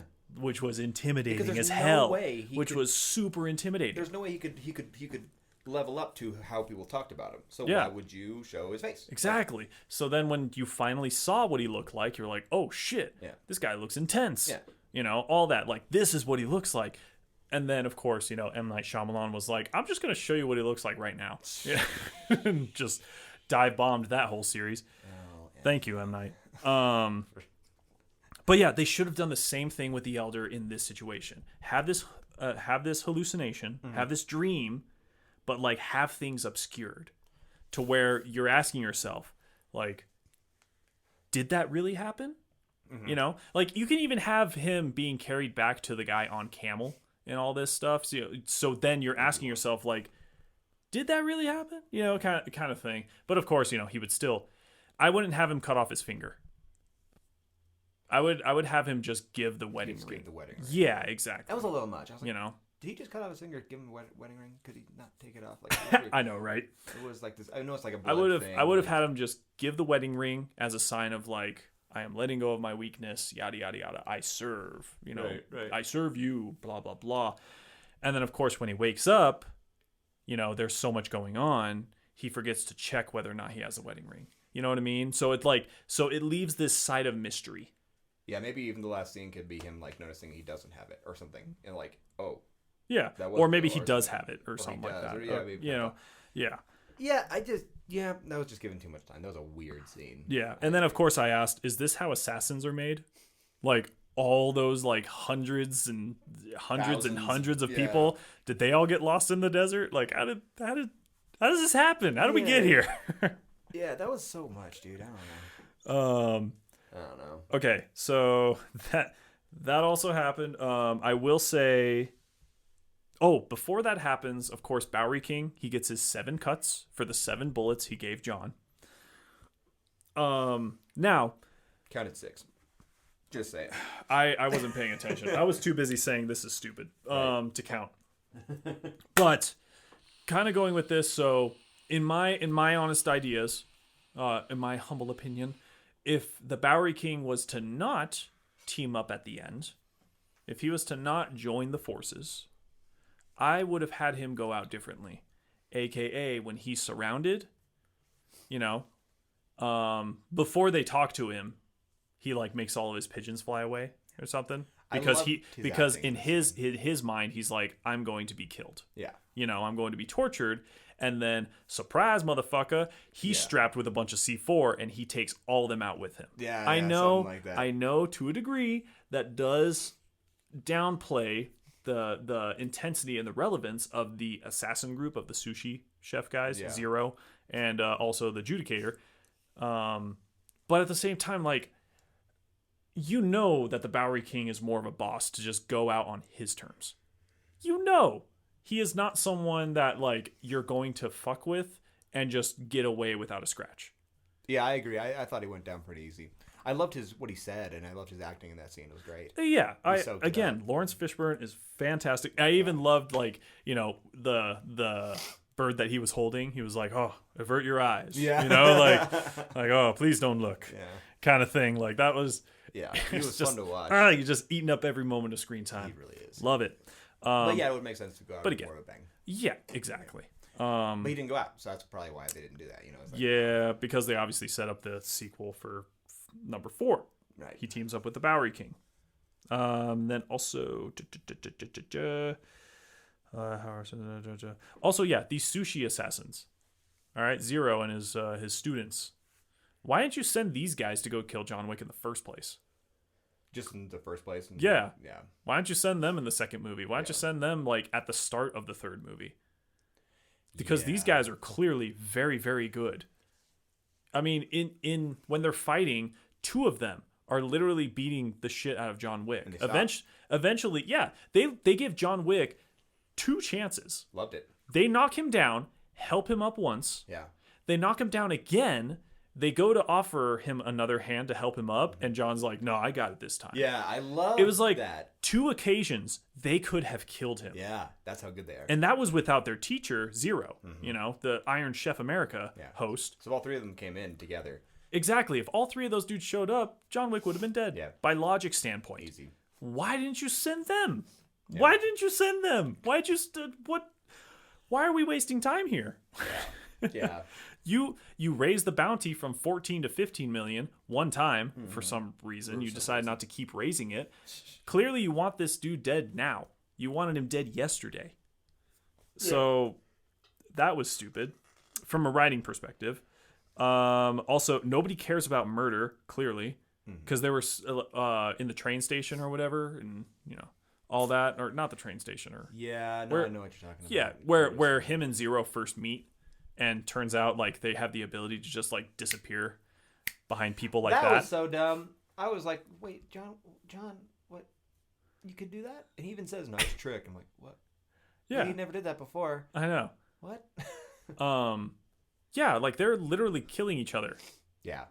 Like, 2 dudes get brutally murdered right in front of John Wick, surrounded by a bunch of other people. And then these group of, like, school, this elementary class. Yeah, they go walking by, and then the dude next to John Wick, John just stabs him like 5 times, kills him, leaves his body there, and everyone's just walking around, just like, oh god, oh no, I'm late for the bus, like, does nobody give a shit? No, does nobody care? It was the same issue as the last movie. I wish what is happening? I was watching that scene, waiting for a dispersal. I was like, of course they're gonna fix it this time. Yeah, and they didn't. I was like, oh, that sucks, man. Just no one gives a shit. Okay, moving on. So they go into the Continental. And leading up to that, I am going to have a little bit of a callback. So they get into the Continental. I will say, Zero become like having a moment of like fanboyism, with John Wick. I really liked that. That was cool. Very well writing there. Yeah. I thought it was cool to have someone be like, "Oh, I'm a huge fan." By the way, I'm a huge fan. Yeah, I like how he sits right next to him. That's so cute. Yeah, like it's that mutual understanding of just like, oh man, I don't want to kill you kind of thing, but like this is such an honor to be the one to like bring you down, because you are you're John Wick. You're so Like cool. I'm a huge fan. Even the other two assassins who are like beating the shit out of him. Thing. Yeah, Such an they help honor, him John up Wick, multiple yeah. times because they're like, oh my I don't god, want to stand. This like is great. we're fighting John Wick. This is awesome. I love how they This is so cool. John Wick leaves those guys alive too. He's like, yeah. Yeah, as a seeing form you. of Yeah, it's respect. Yeah, as a form of respect. Yeah, you could really see that with those guys. It was really nice. Which was that was That's what I very liked about the cool. first I movie, liked that. respect. I wish the movie had more of that. Me too. I wish the movie had more of that, but it didn't because they suck. Okay. So, meets up with Lance Reddick and Winston, and they're like, okay, we're gonna need some guns. All right, right this way. Right. So they get guns, all this stuff. Lance Reddick character even says, these guys are not your typical like assassins or hitmen or whatever. They have high class armor, yada yada yada. Like clearly he knows what their armament is. Oh, then he has to come back. Yet they don't bring armor piercing rounds from First the time, get go. yeah. They're just like, hey, let's just send out all these other guys that are here fighting on our side. Let's just send them to their death. Right. Just fuck it.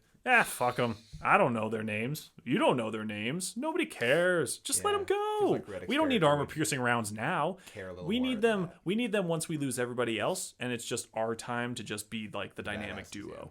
Yeah, that was really stupid. I did like that scene when they walked back in. It was like, what are we gonna do?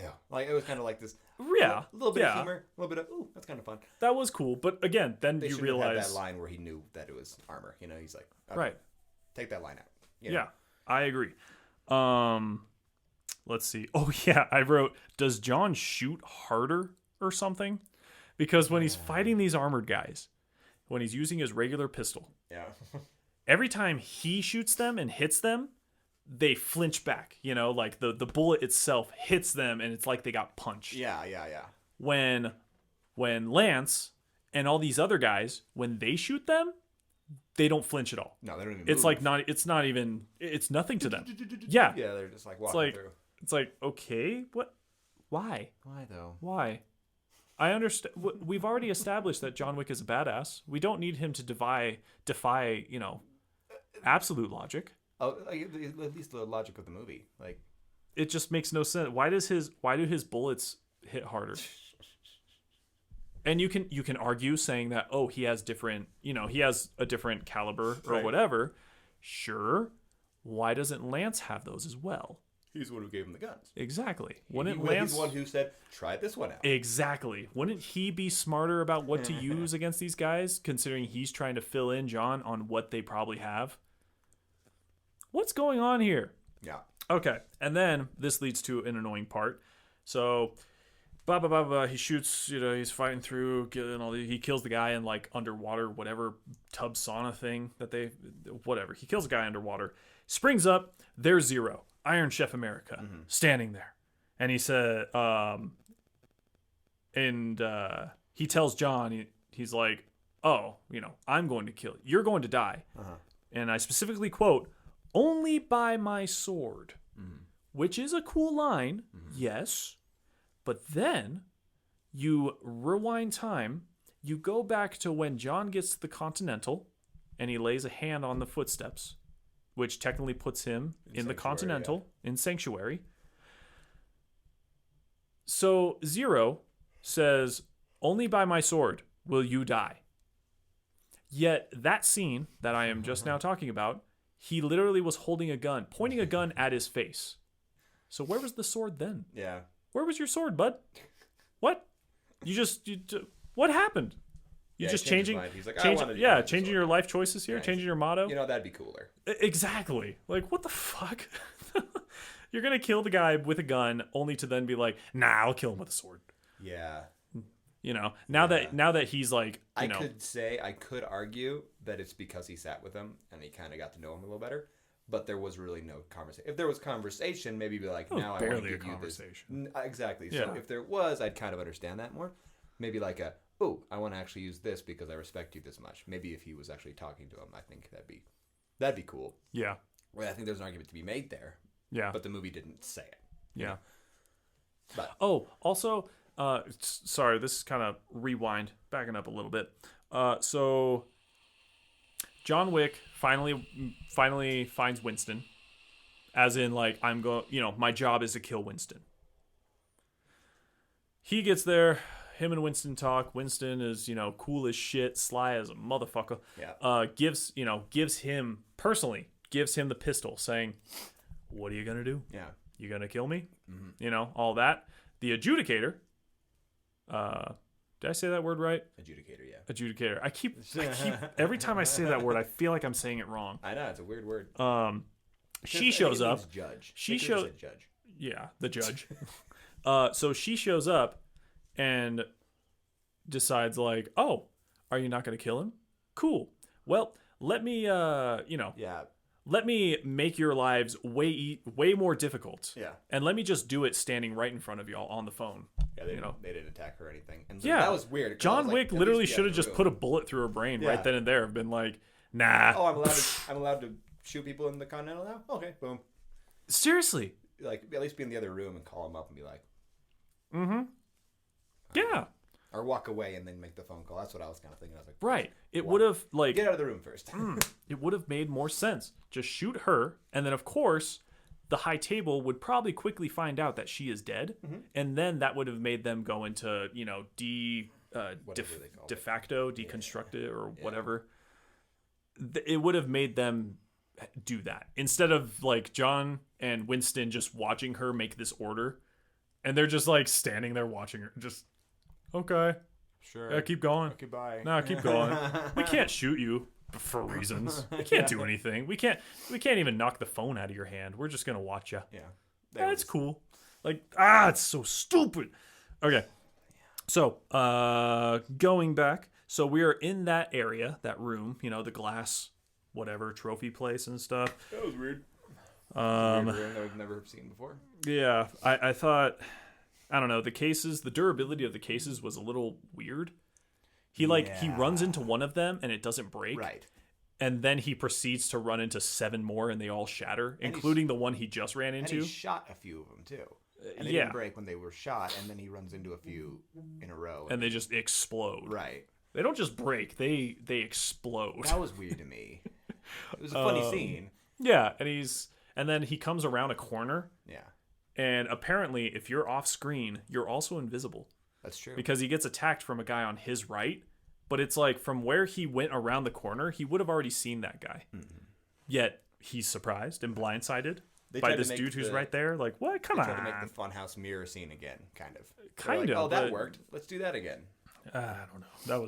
That was really, really dumb. Mm-hmm.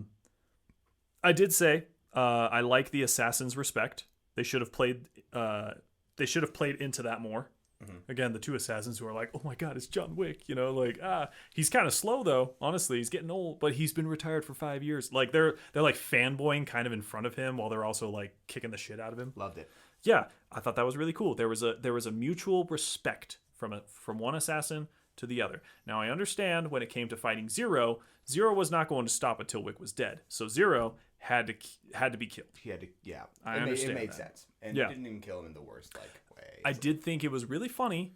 I did think it was really, really funny how they start fighting, and immediately into the fight, Zero has a kill shot on John Wick, literally blade right up to his neck. Yeah, and then doesn't take it. He doesn't take it. That was such a weird scene. He didn't take it. Because why? I loved watching it because John Wick walked into it like, what are you gonna do, kind of thing. Yeah. He walks into the sword, and I was like, okay, if you're gonna be acting the same as your lackeys, where you actually want a good fight, I get not killing right there. But then he should have. The one who, I'm gonna kill you.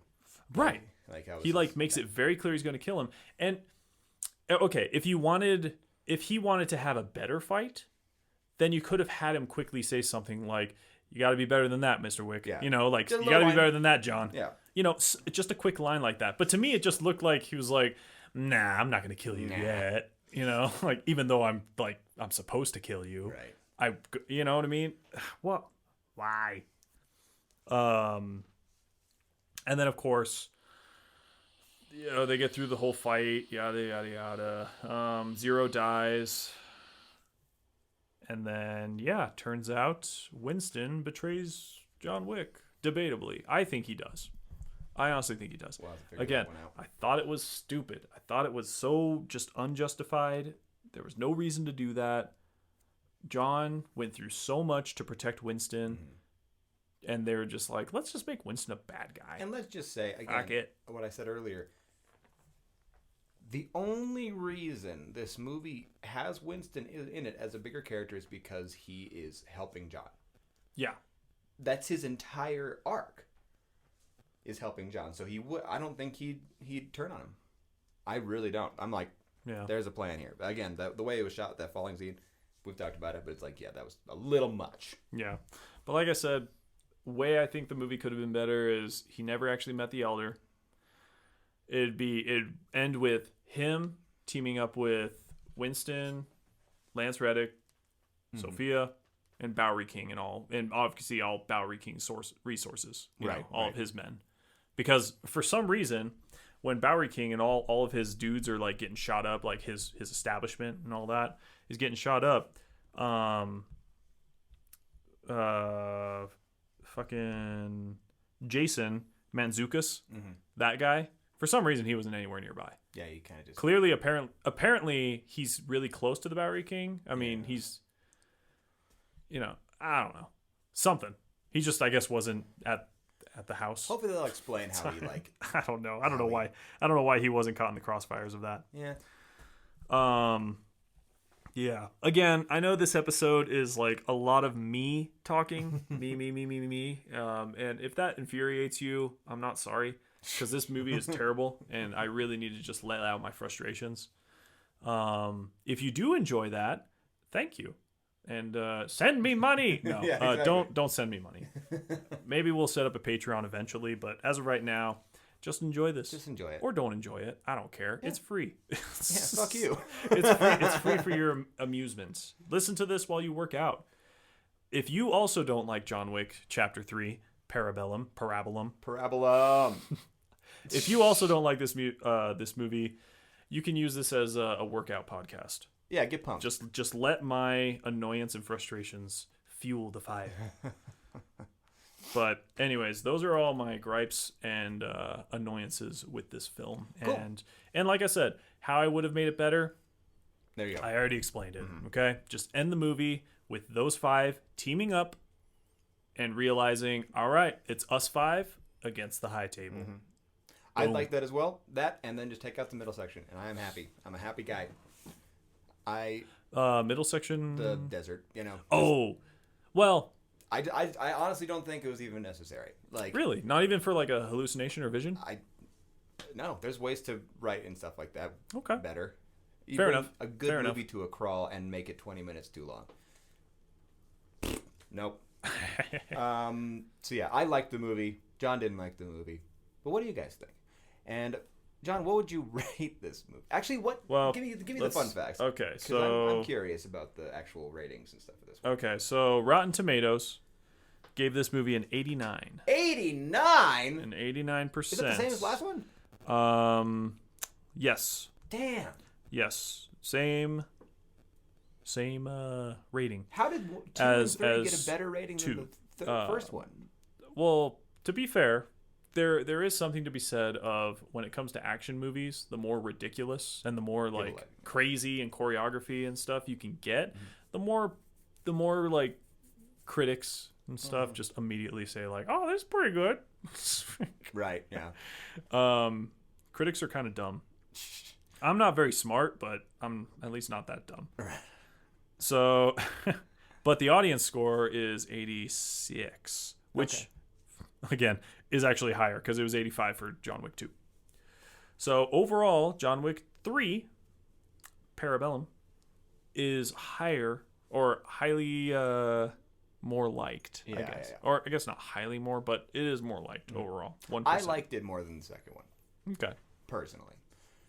So, yeah, with that said, do you agree with their rating? Do you disagree with the rating? What would you give it? I give it an 80. Give it an 80? Yeah. Flat out 80. What'd you give the second one? I think it was like 75. Okay. Yeah, I think that sounds right. Yeah. And I think I give the first one like 85 or something like that too.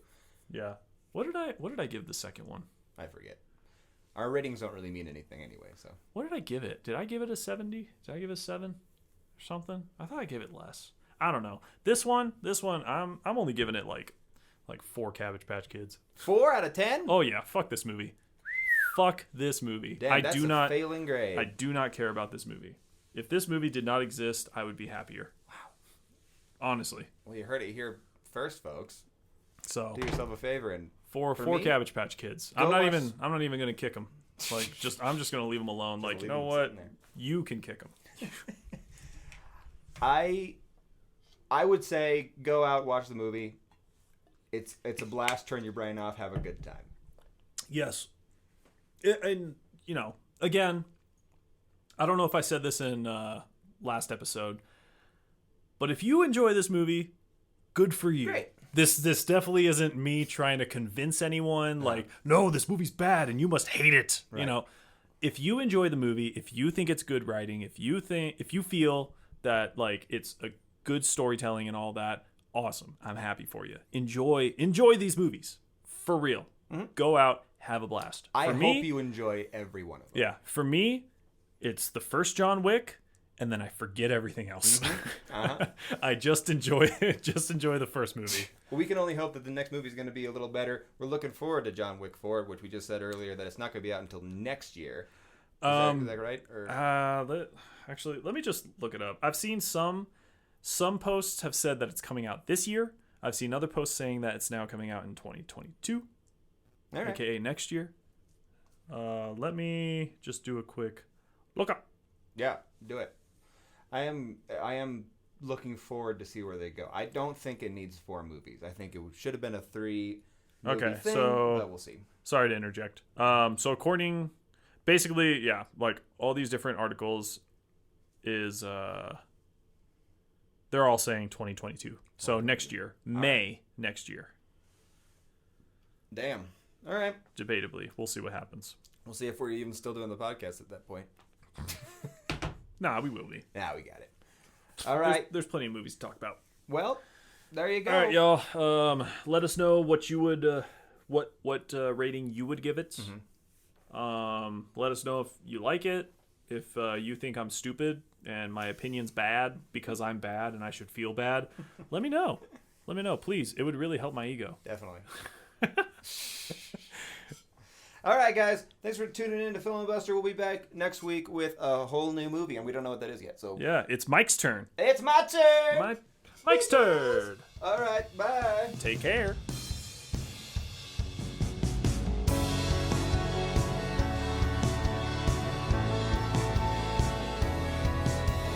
Hey, it's John from Filmabuster.